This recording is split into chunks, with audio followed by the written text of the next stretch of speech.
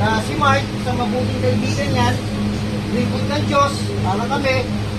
So, ang makakalaya sa inyo dito ay base sa inyong pananampalataya sa Panginoon. Amen. Sino ang mayor dito? Mayor? Sa dulo Ang pa. mayor dito, nakapagpatubad ng selda. Okay? Lahat ng sasabihin ng Doon po sa mayor, gitna, sa gilid. pag sumunod kayo, ganun din, na sumusunod kayo sa Panginoong Jesus. Palapakan niyo mayor niyo. Hindi biro din yung kalagayan niya. Mayor Gab, saka Mayor Ibig sabihin niya, ganun sa Aris. Panginoon.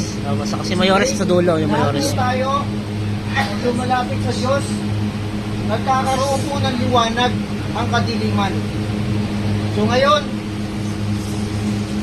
maaaring itong sitwasyon ninyo, pero isang araw, sabihin nyo, isang araw!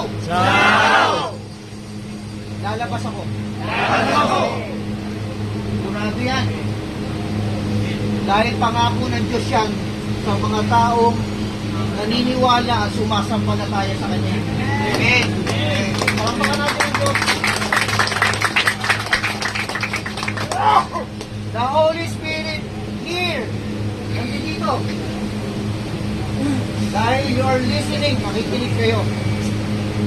Alam nyo ba, dahil sa pakikinig ninyo, nagkakaroon ng magandang samahan ang seldang ito.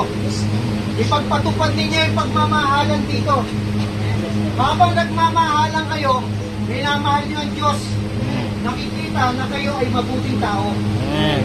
Habang nakikita na kayo ay mabuting tao, gumaganda at gumagaang ang mga kaso ninyo. Amen! Alam mo yan. Ulit-ulit. Isang araw, lalabas kayo. Baka pagbalik namin dito, wala na yung pagmumukha ninyo dahil nakalaya na kayo. So yan.